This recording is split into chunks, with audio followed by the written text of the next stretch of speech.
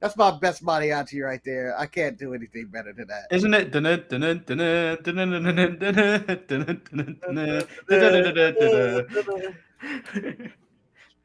I will say that one of the best entrances of the year. No one's beating that. That might be my favorite entrance of the year. What? That mariachi intro might be my favorite intro of the year. From any wrestler. Ridiculous. No.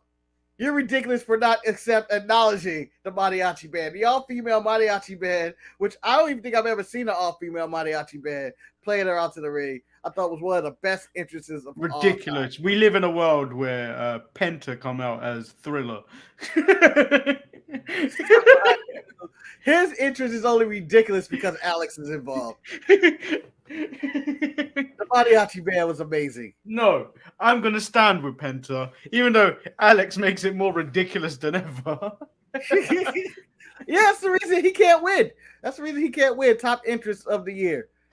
Yeah, but maybe if he was under control your narrative rules and regulations, he may win multiple matches. Oh, no, wait. He does topes, and he does super kicks, and he does Canadian destroyers. That's like 60% of his moveset. But you know what? In the control your narrative rules, maybe we get Penta and Zero versus Pentagon Jr. Because you can also, because your opponent isn't your opponent, it is yourself or some shit like that. Yeah, you're fighting with yourself. Hey, Dolph Ziggler's in this photo. Yeah. I don't know how it was possible that I can only function on one half of this. Because you got too embroiled with the entrance, but I didn't think it was that good. Oh. And we'll come back with more of Manny's hot take on what he thought of that match. I loved the match. I thought it was the greatest wrestling match of all time. Lies. Do you? Lies. Who wrote your script today? And I will be back right after this. I'm Shotzi Blackheart, the ballsy badass, and you are watching the Untitled Manny and Marcus show. Remember to like the video and subscribe.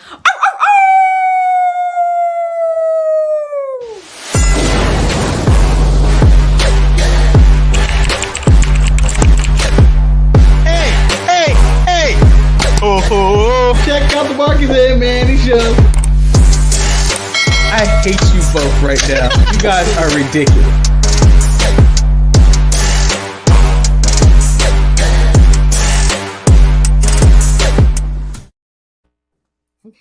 Welcome everyone to the Untitled Manny and Marcus show.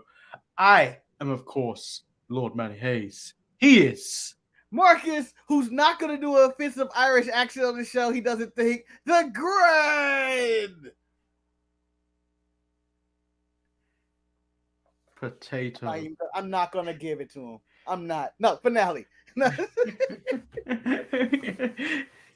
even going to finish it just to ruin people's day. Like, how dare you? He didn't call himself the grand finale today. Well, I'm gonna call him the Notorious POG for the rest of his life. No! Stuck in the pog. I'm stuck in the pog. God help me. So how are you doing today, Marcus? I'm fantastic. I feel lucky because it is St. Patrick's Day. I don't think that has anything to do with luck, and I have no idea what the true meaning of St. Patrick's Day is. I just know people drink a lot, and I get to wear my Ireland shirt. So basically, what I believe it may be, Marcus, is that Christians need a break during Lent. So they strategically put St. Patrick's Day bang on in the middle of Lent. You know what? Can I say what the best thing about St. Patrick's Day is that I think it falls on the same day every year. I never remember the day. It is the 17th of March every year. I'm sure it is. There's not a better thing, St. Patrick's Day Eve than 316 Day. It's not. Yeah, but today is also Aliyah Day. 317. No. Just the greatest back-to-back days of all the time of the year. I think it's about a guy named Patrick. The starfish? The starfish. But what does green got to do? He was pink. Island. He had green shorts. Island. They're green. Everything. You ready to jump about and talk about this crazy world of professional wrestling? Damn, they was out here taxing for no reason. The crazy world for No, you sound like an auntie from the South. Oh, damn. That was not what I was going for. I have to control my narrative and speak in Irish accents when I choose to. Let's kick off with what's hot is and in everyone's mouths is AEW Dynamite. Ooh. Do you want to take it from the top or do you want to take it from the main event? I want to start with the main event. I want to start with the main event. Hot and spicy. It is the hot topic of the day. Other than the Dodgers signing Freddie Freeman. Yeah. Only person that cares about baseball in this whole wrestling community is probably me. And maybe Eric does. Yeah. So we're the only ones happy about this and probably ecstatic. But the rest of the world is going like, meh. Dodgers don't have a super team. No one even cares. So, what did you think of the match? Again, I really enjoyed the mariachi band and the intro of Thunder Rosa. I thought the crowd all night in San Antonio was extremely hot and loved everything, no matter who was coming out that door. You could have put the Great Khali versus Hornswoggle, and they would have got "This is awesome" chants. In fact, I probably would have been on there too. But, and then the match happened, and to me, as I was watching it, I go, okay, it was fine. It was not you watched it live, right? Yeah, I watched it live. Watched it live, right after work, and it was like, okay, it's fine. I like the cage, but a lot of it didn't make a lot of sense, and I didn't believe there was lack of selling. A lot of the punches looked horrible. There was blood in it, so what? And it was very spotty, no selling. I wasn't really a fan of the match. I'm going to say it right now. I wasn't a fan of this match. And then I go online and I see that it's the most hyped up match I've ever seen. I was like, whoa. Y'all hold your brakes on this one. So I didn't watch it live. So I saw the comments of this match is supposed to be really, really good. The best match of the year so far. And all this. And like one of the best women's world championship matches of all time and stuff like this in like people have been talking about. So that's already put this match at like an unmeasurable kind of like you're coming in up here. Yeah. I'm about to sit down and watch something incredible. No, like, here we go. I'm about to watch the greatest wrestling match of all time. It's not even close to Edge versus Randy Orton from Backlash.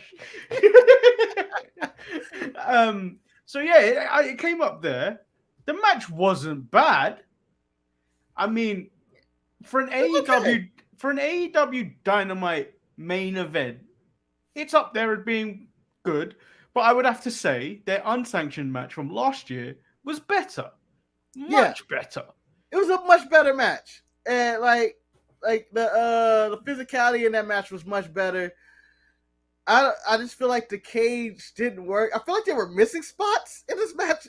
Like missing, not like missing moves, but like when the referee got knocked out and they opened the door, I was like, oh, this is where Britt Baker's goons come in. Nothing ever came of that. It's just Aubrey Edwards just ran out there and took over. And it was like, it didn't add any drama to it. I don't know. It was missing stuff. Maybe they were short on time, but it just seemed like they were going from spot to spot. And some of the spots, they took more time setting up spots than it was actually doing the spot. Like Britt Baker setting up all those chairs, going on and on. I was like, this is taking forever. Yeah, but this is the thing. I enjoy when Kevin Owens does it because it seems remarkably funny because he always does it where he sets up contraption. He sets up some ridiculous contraptions and you know he's going to end up falling through it. Yeah. And so he was like, yeah. So when she's setting it up, there's not really much going on. And when they do it, I'm like, oh god, this looks dangerous. And then when she just falls on the table, I'm like, or the chair, I was like, oh, that's it. That was a lot of time for that spot. But the spot I thought was the biggest waste that they spent a lot of time on was the thumbtacks. Like we've had thumbtacks like every week on Dynamite, and we just had it with MJF and CM Punk, I believe at Revolution was the last time. Yeah. And they do it, and then to undersell the thumbtacks, Aubrey Edwards, who's now refereeing the match, dives into the thumbtacks and starts counting in it as if that which takes away from any move happening in tax because the referee's taking the spot. Why does this hurt the referee? Why does this hurt them? Yeah, so I think it was grossly overhyped. Yeah, I think the AEW fan base, again, as rabid as they are overhyping this match. I feel like, and they're doing it a disservice. I feel like they can't live up to the hype that I'm seeing online about how this is match of the year, this is that. It was fine, but it wasn't like watching it live. I was just like, oh, okay, that's it. Yeah. Like I've seen better from not only their women's division, but even the men and women's division. It was just like, and it felt like it was something that should have been at the pay-per-view. I'm just gonna flat out say, I enjoyed Layla Hirsch versus Chris Statlander from the Revolution kickoff show more than this. And I think I'm, maybe you as well, already on record for saying that was the best women's match across Revolution. But that wasn't that hard. But that still stands out as the better match in comparison to this for me. Yeah, I may not go that harsh. I am going to go that. I'm going to go that harsh. I feel like that's really harsh. I don't think so. Even though that wasn't that bad of a match, and you're right about it being the best match of that pre-show, I would say this was just a little bit better, and it's because I think the crowd amplified it because they were super into it. The crowd was super into it, and they amplified it. I guess yeah. If we were going to go by the star ratings that we made up and now killed, atmosphere would definitely play into it. Yes, as I agree with you. So yeah, that is my thoughts of the match. I was wondering if Levi was going to chime in on this, but he says winning chew. It's no winning chew. I don't know how that's a comment. I was curious what his thoughts were. So let's just go work the show a little bit backwards. Scorpio Sky versus Wardlow for the TNT title. You were very much thinking Scorpio Sky was dropping this title to Wardlow this week, whereas I was like, nope. The nonsense of MJF and so forth will continue in this and prevent him from winning this said title. I believe 90% of the world believed MJF was going to cost Wardlow this match. But I stood by my guns that they were protecting Sammy Guevara. I was wrong. I admit it. And I knew I was wrong as soon as Excalibur and Tony Schiavone said, oh, this could be one of the shortest AEW title reigns ever. And I was like, shit. I'm wrong. But they cost him. And you know what? It made the most sense for the story anyway. It's better for Scorpio Sky to escape that way. It was the better route. It was the better route. So I'm a little bit upset with this. Why? Because I thought Scorpio Sky winning the title would be the end of the interim title. But this title suddenly still exists to sit around Dan Lambert's waist. Yep. I was like, oh, we can finally get rid of those two titles that Sammy Guevara was carrying around for no reason, for a storyline that made no sense between him and Cody. That I'm assuming had everything to do with contract disputes about, I don't know if he is a champion. We don't want him to go to the show the title. Is he going to drop the belt the right way? What's going to happen here? So I'm assuming that's what happened maybe with that. But for them to keep carrying around two of these TNT titles, I'm just like, man, Dan Lambert has it. It's never going to end. And then, the match was fine to me, but like, It was okay. Jericho Appreciation Society. Nonsense. What's your thoughts on that? What's your thoughts on this? Thing is, I feel like this has been spurred on by Vince McMahon on the Pat McAfee show. Oh yeah, of course. And I'm not gonna be. I kind of enjoy it. Cause Man, just enjoy it. You don't have to dig deep. I enjoy it, but I hate 2.0 or whatever they're going by now. I hate them. I can't stand the Fat Jackson one. He's yelling for no reason, Marcus. Shut up, you people! Shut up! Got something to say. He's like the lost member of Deuce and Domino. Oh! Yeah. But like he says he isn't a professional wrestler, he's a sports entertainer. And that's the difference. I'm rich, you're not. So when I also after this segment, I was like, okay, he's a sports entertainer. The first thing that came to me was, oh, Ciampa. It was Ciampa. It was because Ciampa did this when he turned to Gargano way back in the day, saying, "Oh, you guys are pro wrestlers, I'm a sports entertainer." And I'm assuming he heard that from Triple H or something, or Vince earlier when he started that gimmick, and it got heat. So that's why I was like, when I was shocked at how many people were like, "Oh, I've never heard that. That's so innovative. That's so entertaining. That's a great line." But I was like, Ciampa did this already. And the black and gold brand of NXT, not 2.0. Levi said Manny loved 2.0 in NXT. I did, but that's because they were a fucking joke. They were a comedy act. These in AEW, they're trying to portray them as serious. I didn't have any problem with this segment. I thought it was fine. You know, it gave a reason why they were together, but it just came off as more like Jericho's really trying to hang on to his career. But this is just I feel like this is gonna lead to whatever William Regal, Mox, and Bryan Danielson are building, because they're building professional wrestlers. Mm-hmm. And then it's gonna be faction wars again, I believe. You got blood and guts? Yeah, I think so. This is just gonna be drawn out again, and that's the last thing I think I need, a long-winded Jericho thing, because not everything needs to be long-term storytelling. Sometimes you just have to put it there and just have it done and be done with, like, in a month. Sometimes. No, I'm okay with some, like, I enjoy long-term storytelling, and if you can keep it going for a bit. So are you telling me you enjoyed the Pinnacle nonsense that went on for months? No, that went on too long. There's a story that could, it could peak and stop. Like Pinnacle and the Inner Circle could have ended at the first Blood and Guts match. And it would have been fine, but they decided, no, we're gonna have like 3 more matches after that until we got the Stadium Stampede. That's where you're just like, oh man, we've been in this too long. But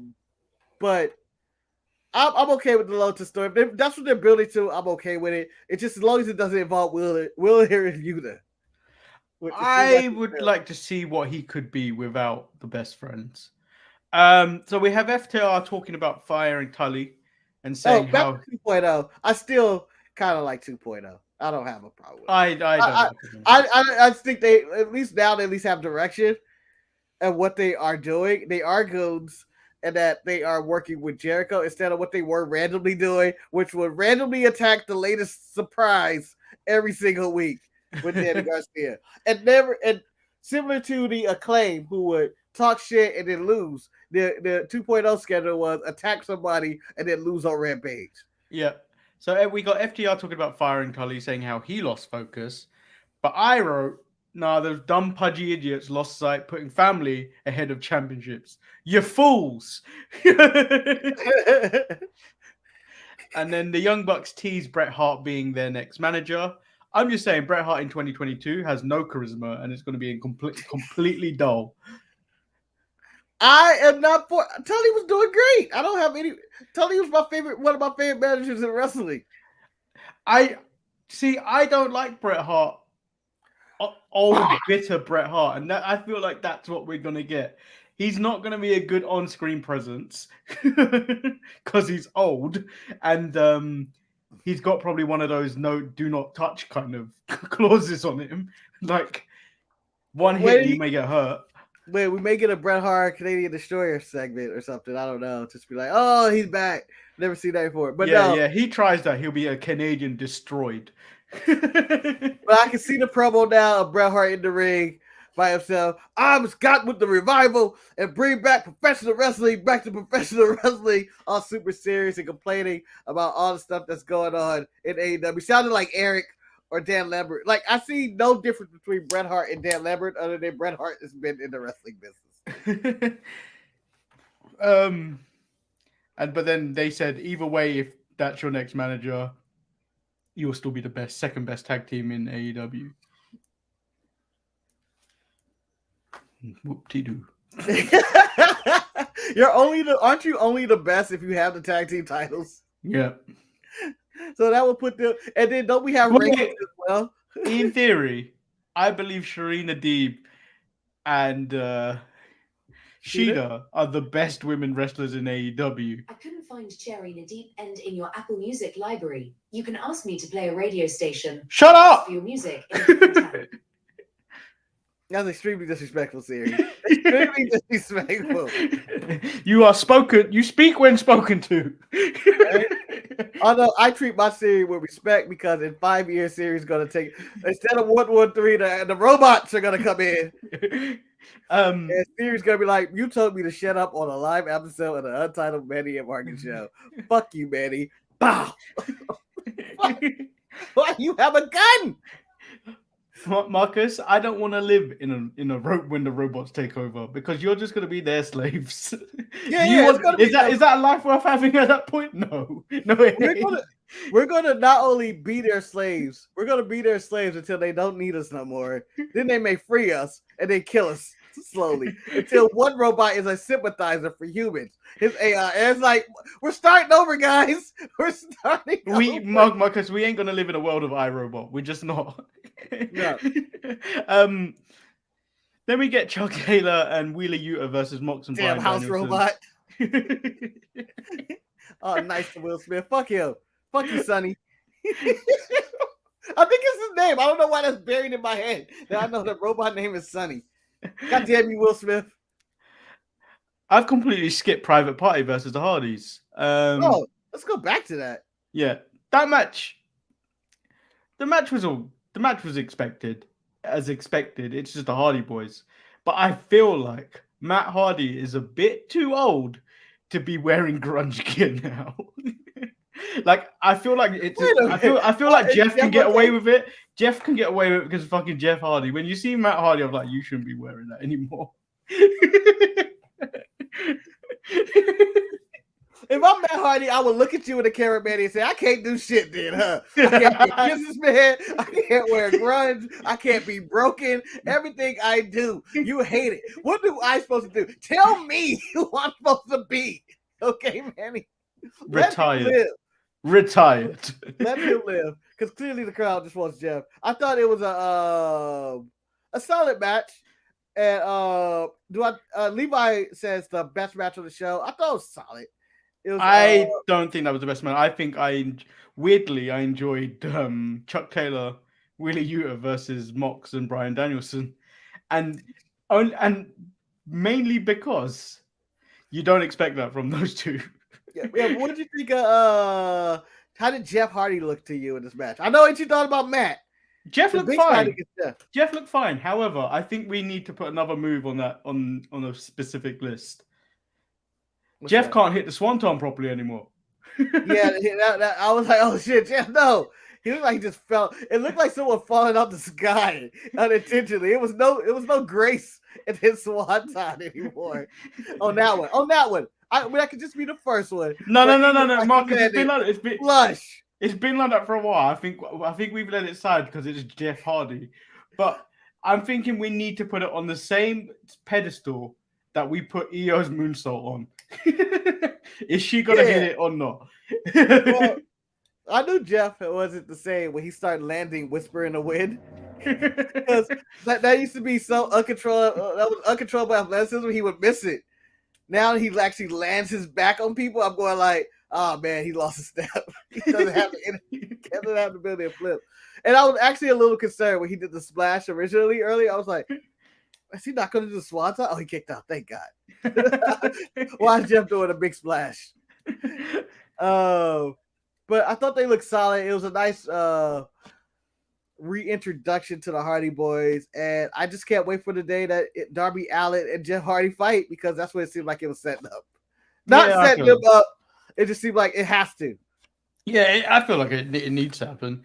And then that match I actually enjoyed was Chuck Taylor and Wheeler Yuta versus Mox and Bryan Danielson, because I wasn't expecting that out of Chuck and Wheeler Yuta.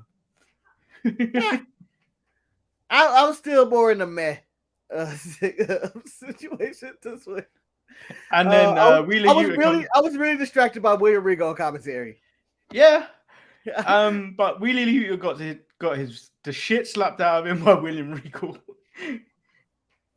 Well, he walked away from the best friends, who, Trent didn't care because he doesn't want him there anyway. He's always staring him down. I feel like Trent should have been the one going with them. Yeah.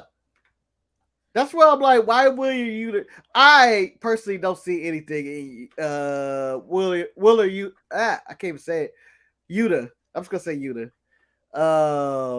To me, he just looks like any other guy in the ring. Nothing special about him.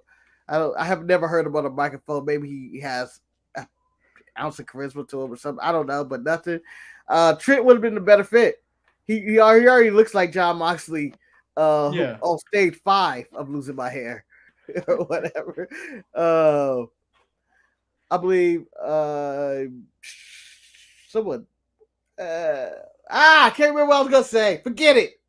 And I still don't understand what was the point in signing Danhausen. Yeah, like, do something with him. Do something. Yeah, like they literally do nothing. He comes out there with the best friends. And like William Regal said on commentary, it's like they still a bunch of weird people together. Huh? That's their whole thing. And Danhausen does nothing for them, and I don't know. It was just Tony signing people to sign people. Yeah, and then Adam Cole and Red Dragon versus the Jungle Friends. It was a solid opening match. Spot heavy. They're in Jurassic Express, and I know I call them Jungle Express the Jungle Friends myself. But this was my favorite match of the show. The first match. Very spot heavy, but solid way to kick off Dynamite. And if I've learned anything from playing GM mode on WWE 2K22, the only way to win that successfully is by having a good opener and a good main event, and then putting your worst match in the middle. Well, that's the way WWE's been booking for years. And, but yeah, that 6-man was pretty good. My main issue with this show was, there's some backstage segments and stuff that just I didn't like. Statlander taking off her makeup. I don't even know what that was about. I think she's slowly not becoming it. She's slowly just losing the identity of being an alien. Yeah, but it was like, why? I didn't need this. I'm always a fan of Serena Deeb and Sheeta and their shit. Yeah. And whatever's going on with that, there's backstage segments. Keith Lee and very active Team Taz in the back. I just want to say you gotta kill him. No, it's Ricky Starks going around with Hobbs following him around. The muscle. Yeah. They're just talking to everybody. And the Swerve, Keith Lee, and all of those segments, they kind of just all blended it together and showed me that these people are all dead. These were all your top free agent signings, and they're all gone. They're all on Rampage doing these random matches. It's basically just another level of AEW Dark. By the way, Ruby Soho is still in the company somewhere. I saw the Dark results. What's happened to her? Like, they've literally just dropped her. Yeah, they were like done. I know I was critical of her. I'm sure they're not listening to us, but what I'm saying is, I know we were critical of like, she's not that good, but I don't think she's AEW dark bad. Yeah. She just should fall off the face of the earth. She should have some type of mid card story going on for her. Maybe she's going to be Thunder Rosa's next feud. Maybe. Let's jump into NXT 2.0.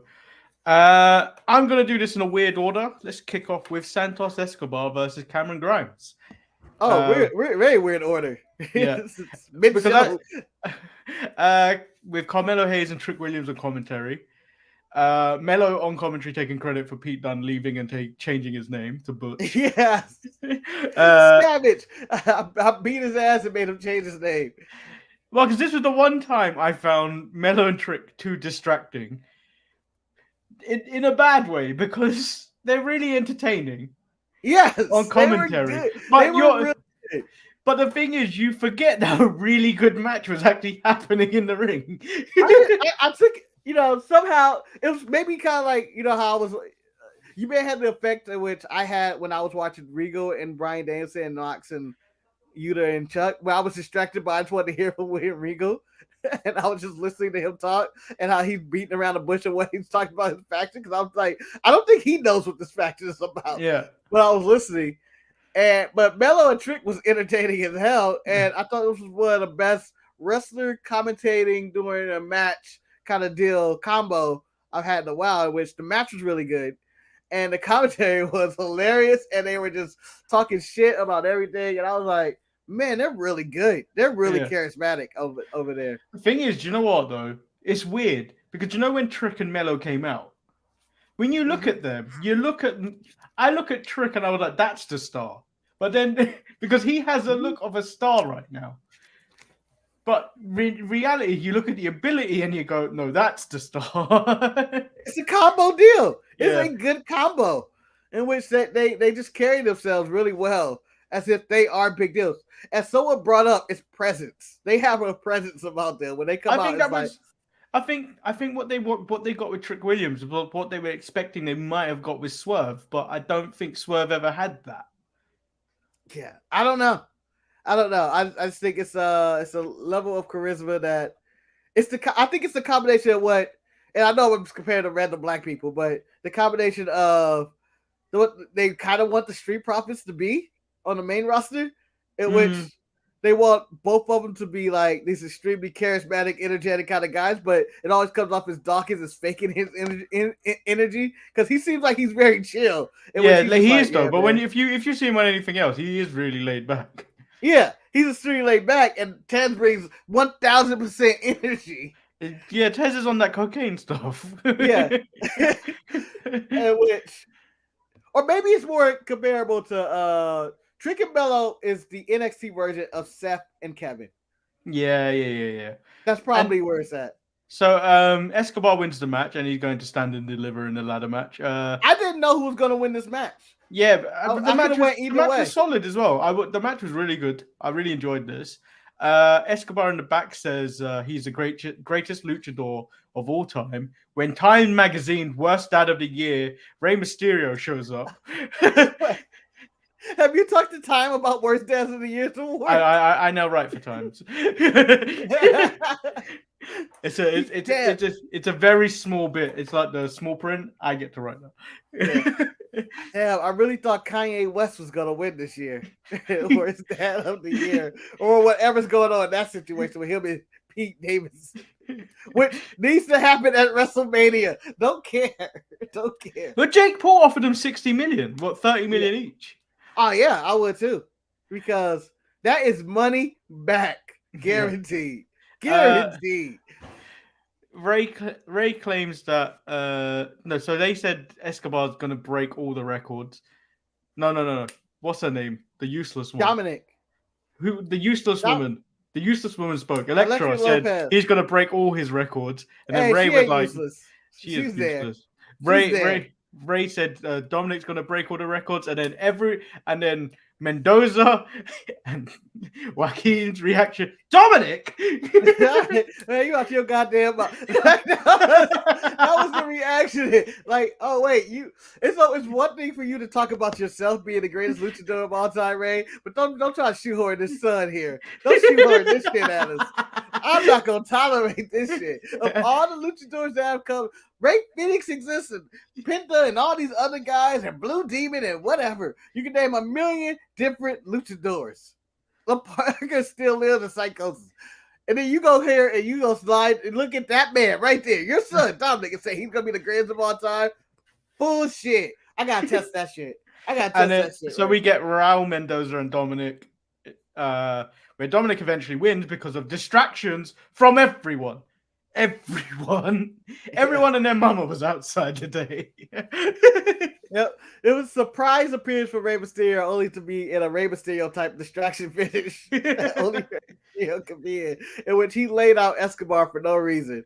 And Wiles, I enjoyed the match. Dominic looked natural more on NXT 2.0 and looked like a dad dropping his son off to school. Like, hey, you need to go back.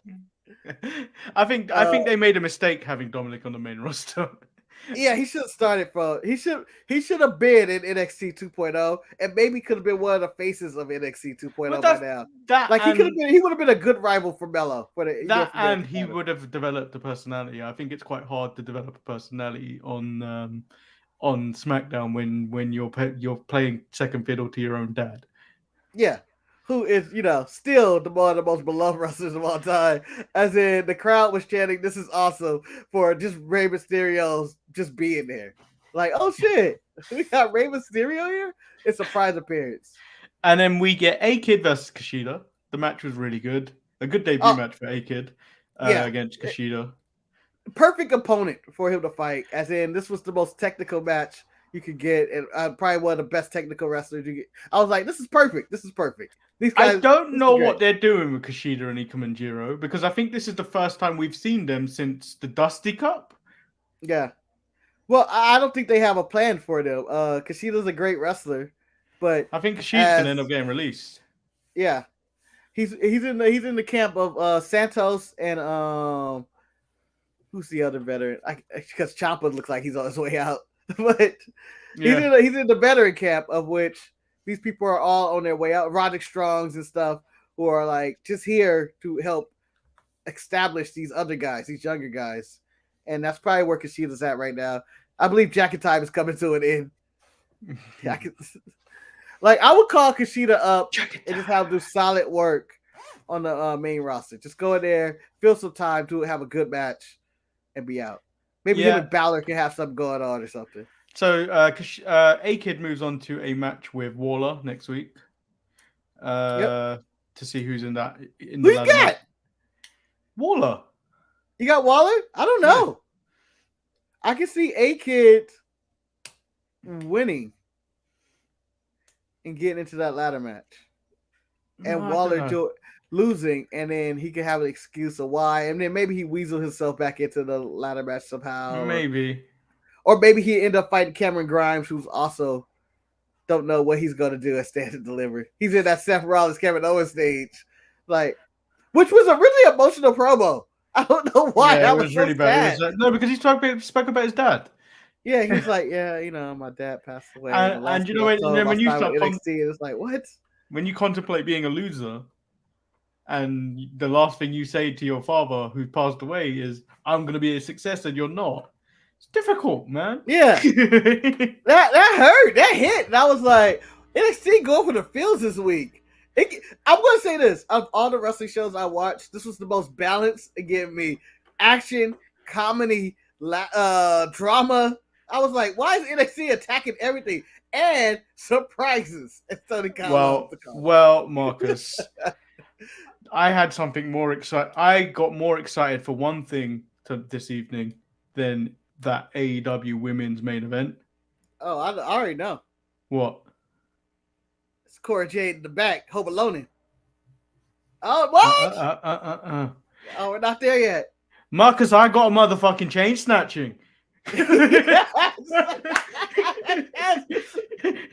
I got a chain snatching. Tiffany Stratton attacked her before she could transform, and Vic Joseph was like, "How disgusting!" She attacked her before she could even transform. Like, so Yeah, and why is she a transformer anyway? so I want this to be a lesson. No, I want this to be a lesson to all bad guys in the world. All bad guys in the world. Don't let the Power Rangers get to their Megazord. Don't give them time. Don't let He-Man turn into He-Man. Don't who's the other motherfucker? Just anytime that person has a ability, Goku going Super Saiyan, don't let that shit happen. Or don't let the Finn Balor turn into the demon. No, you jump these motherfuckers in the back. And you snatch their chain. You take their source of power before they're able to do it on you. This match was also a right pervert. This match was also a pervert's dream. As Saray wrestled as a schoolgirl. Daddy's girl wrestle. Imagine putting that on a marquee. Daddy's girl wrestles schoolgirl. Asian schoolgirl. That's on Pornhub somewhere. Someone was grabbing the lotion. Someone was like, boom, boom, boom, boom, boom. I don't know why that sounded like the A-Team theme song. But da da da da da da da da. I don't know why. That's officially the theme song for masturbation.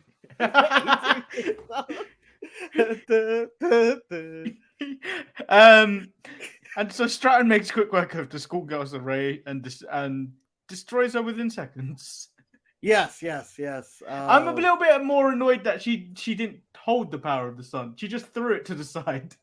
Well, my whole thing was, I wanted her to keep it, and then you get an upgraded Tiffany Stratton evil version, but she now is like if she took it and then she transformed when she came out to the evil. Yes. I would have been all for it. Like maybe she put contacts in her eyes or something, and she's like, the darkness. I know how ridiculous that is, but that's that movie shit in which you know how every Marvel movie ends when they get the superhero superpower, basically, or vice versa. They fight someone identical. That's what I wanted. That's all I wanted. So we get Tommaso Ciampa. He talks to the crowd about gratitude and going down memory lane and running NXT. He questions what's next. He wants to He doesn't know how to close this NXT chapter, but he wants to take the opportunity to say thank you. Where he is interrupted by Tony D'Angelo, where he says he respects him and asks him to throw hands with him at NXT Stand to Deliver, which Ciampa agrees, and they get kicked in the nuts and kissed.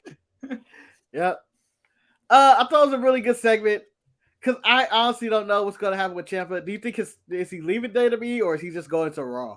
I think he's going to Raw. Because he was just talking about the end of his chapter. I believe if he had contracts was coming up, someone would have leaked that already anyway. I think it would have been spoken about, but I think what people are talking about is Braun Breaker is now starting to tour with, I think, either Raw or SmackDown now, like outside of his NXT tapings. And I think someone else was going up with him. I can't remember who though. It may have been LA Knight. Yeah, I can see LA Knight is one of those, again, like I brought up the veterans in the back who's there to help elevate these younger guys. He's someone that should be on Monday Night Raw. He has way too much charisma to just be on NXT. I'm just saying. Like when he was in the segment with the Miz and Ziggler and all that. No, because we're getting to that. We're getting to that. I just felt like I was watching Raw. Yeah. Then we get Persia Prato versus Indy Hartwell. I don't know what the fuck this was. I don't even know how to explain this one. How did it even end? It ended, I guess, an orgy. And Dexter like, yeah. So then we get the Creed brothers wanting to know who attacked them. And they want to know who did it. MSK did it, damn it. You saw them in the NWO shirts. MSK came out.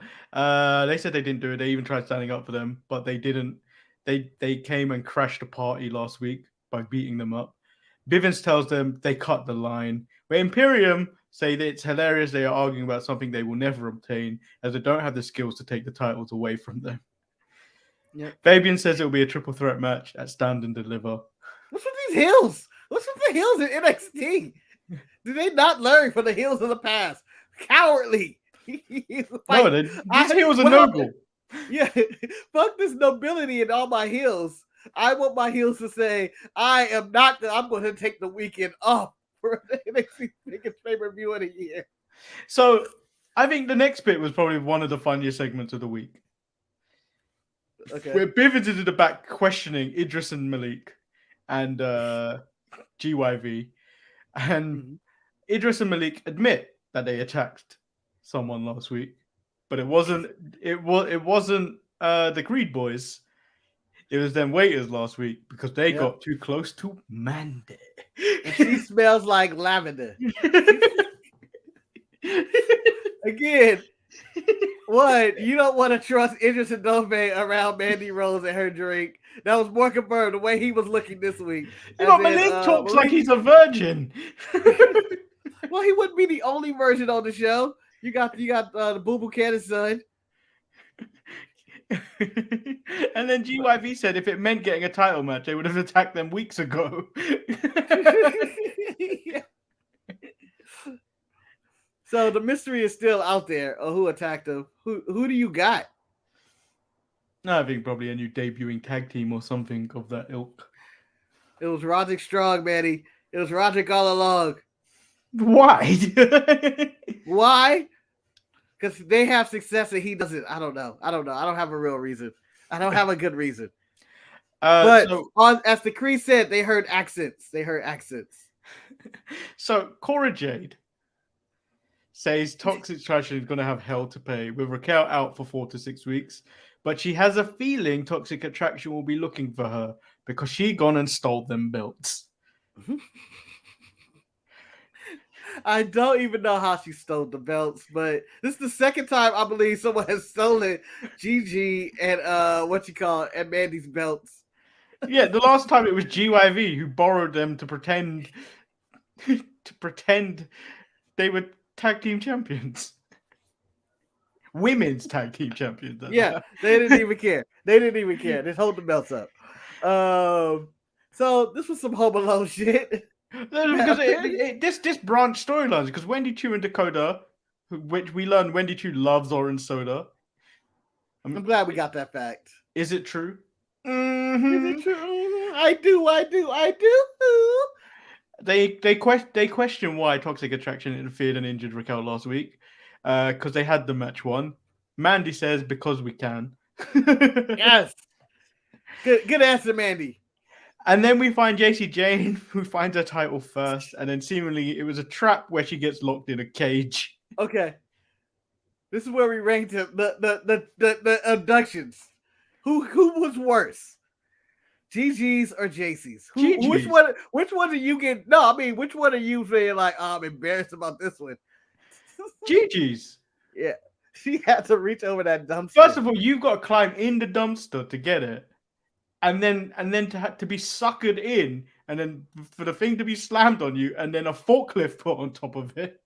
Yeah, but Manny, what would be your approach to get the title out the dumpster before if you couldn't reach it?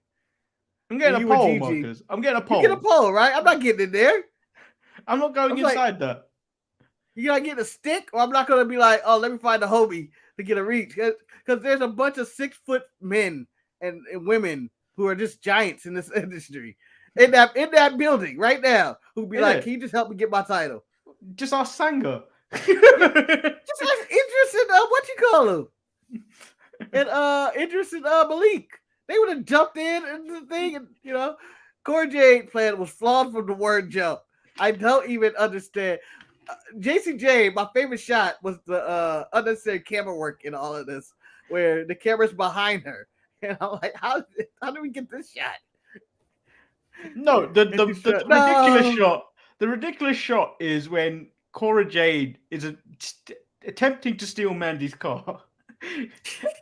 She sits in the passenger seat, and then there's immediately a camera in the passenger seat. Yes. Yes. Ridiculous. So when we get to the Mandy attack, I do love this one. This one's the funniest one. What you call deserved her ass whooped the entire night. When she flipped the mirror, and then I was like, "Yep, she got you, bitch." Gotcha, bitch. I knew you were going after my Range Rover. This is a rental, bitch. I'm gonna beat your ass. I was really hoping because everybody's been doing Sky Hall, tributes, and when she spray painted, I thought she was gonna spray paint NWO. I don't know why, for whatever reason. I just thought I would have been like, that would have been dope. But she deserves her ass whooped. She deserves her ass whooped. I don't know what she was doing in the back. This does not make me sympathetic to Cora Jade. She was messing with people's property, and she needed to go down for that. And Mandy put her in her place. It was like, take that, bitch. Segment ended. And I was like, yeah. And then we get the beginning of it. Terrible match. Gonna be a terrible match. It's gonna be awful. So Braun Breaker is sent home to prevent causing a scene. Rude reminds Breaker that he was the one that agreed to the triple threat, and everyone knows there are no rules in triple threat, and he follows the rules. Dolph says he's a fighting champion, and then is challenged by LA Knight. Dolph goes on to say he only fights superstars. Misstates LA Knight is going to be a major player, just not yet. They kept calling him kid, and I believe LA Knight is older than all of them. No, I think he's younger than Bobby, maybe same age as The Miz, somewhere in there. Maybe. He does look older than him, though. Yeah, he looks like him and Bobby Roode are like related. Like that's how old they look. They look like old white men. like The Miz, who may even be older than both of them. Who knows? LA Knight says he's not a superstar, he's a megastar, and to show him that it's Dolph's show. And Dolph says he only wrestles in the main event, and when LA Knight figures out where that is, that's where he'll find him. Harsh. All right, so you know how we were comparing Trick and Mello? Yeah. And to all these other people? Ziggler and Rude is like the downgrade version of that for me. Like, I don't mind him, but Bobby don't bring that much to the table. Bobby did bring nothing to this. Bobby brought nothing to this. In the back, Gunther warns LA Knight that he talked himself into a title match, and he doesn't respect that. LA Knight calls LA Knight an embarrassment to the sport. LA Knight tells Gunther it's sport entertainment, and it's called charisma. Oh man, Gunther's gonna kill you. Gunther's gonna destroy him. LA Knight versus Dolph Ziggler in the main event. Pretty good match. Ziggler wins with a super kick. Yeah. And then is met by Braun Breaker, and he wants a rematch at Stand and Deliver, which Dolph Ziggler agrees. Yeah, I enjoyed the main event. I like the infuse of main roster talent in there, and it's nice blended up. That they're not doing too much, but it does seem like this is it really felt like it helped a lot of the younger guys in the arena tonight with all the main roster people. And it's also helping the NXT ratings as it keeps going up. Do you think if they announced it? They're staying above 6. If they announced it, I think the ratings may have been a little bit higher. Well, for Rey Mysterio and because they announced the Miz. TV. They announced the Miz. If they keep announcing these things are happening on NXT and less of surprise, I think more people may tune in. Yeah, but you also would tune in and be like, "Oh, I wonder who next they're gonna put on that show." Because I think they said somebody else was coming to NXT. I forgot who it was. It was someone I can't remember. I saw it this week that they were going to have someone else make an appearance next week. I'm guessing they're going to have loads of appearances coming up here and now and then, and just infuse the rosters because it makes sense to do that. Yeah, most of them live in that area down the street anyway. Yeah, and I would never forget the one time NXT beat the one of like a million times out of a million that they beat AEW. It was just when Sasha and Bailey just showed up. It was not. They didn't even have a match. They just were randomly on the show. And with the tag team titles. No, I missed that summer. That summer was great. Let's be real. That was great. This is the summer of Bailey and Sasha, where they had all the gold and they did all the shows. It was the best. It was the best. Yeah, they jumped on the rating. It was a lot better than Charlotte doing all the shows. Even though Charlotte was doing good work, the better characters were Sasha and Bailey. Yeah. Who So I can watch their video package over and over about them doing it for the glory. Just gets me hyped up as the greatest tag team of all time. So I think it's hard for me to say there's not going to be a better show than NXT 2.0 this week. You said it's hard for you or not hard? It's not hard because nothing's going to beat it this week. Yeah, I don't think SmackDown could do it. AEW, it was a solid show, but it was a one match show basically. Yeah, but that one match is the opener for you, wasn't it? It wasn't really the main event. Yeah, and for me, I wasn't gonna say that, verbally. I was like, I don't want to go that far, but I will say it was a one match show. But the one match for me was the 6-man. My one match was the match that followed that. It was Chuck Taylor and Wheeler Yuta. So the one thing you get from AEW is that there's something for everybody on this show. Like at least you get that. Like the moral story. Like if you wanted some violence and physicality, you got that in the main event. If you wanted high spots galore and high energy, you got that opener. If you wanted the what's the word, physicality maybe, and the aggression, you get Bryan Danielson and Mox and what you call him. So that's the end of the show. Short show. I feel like we talked about a lot. Yeah, maybe we do the show a little bit more like this so we don't overrun, and then we have more time for nonsense at the end. By the way, best Keith Lee promo ever. He said like 4 words. He said 4 words and then segment cut away. So I did ask a question, if you're still in the chat, did you enjoy the AEW main event? There was 4 answers you could possibly give. Yes, no, it was okay. It was good, but overhyped. 43% of you said yes, you did enjoy the main event. 29% said it was okay, and 29% said it was good but overhyped. Ooh, can I vote? Yeah. How do I do that, Manny? You go to the live video, Marcus, and then you go into the chat, and then a poll question should come up. Okay, I did it. Now it's tied. What have you done? I heard overhyped. It's a little overhyped, and I think I think for some people it'll be a disservice. Like I can see Eric watching it going like, "Oh, this was shit." Like just hating the match completely because the way it was overhyped. Like because you were overhyped up for it too. Like you were like, I was overhyped for it. And I watched. If he didn't like it, it's good. If he didn't like it, we should both down some form of a drink, not alcoholic. It doesn't have the alcoholic on the show. If he says he didn't like it, I'm gonna say he didn't like it. So we're gonna have to both down the drink. And stay tuned on Saturday to see if we down a drink. Manny, I also think we should take bets, a random side bet. So not with money or anything, just we could just do a checklist at the end of the day of what we think Eric will like or dislike in his favorite segment. Like I think his favorite segment of the week. Marcus, the joke should be the bet should always be, what is the one thing Eric disliked about AEW this week?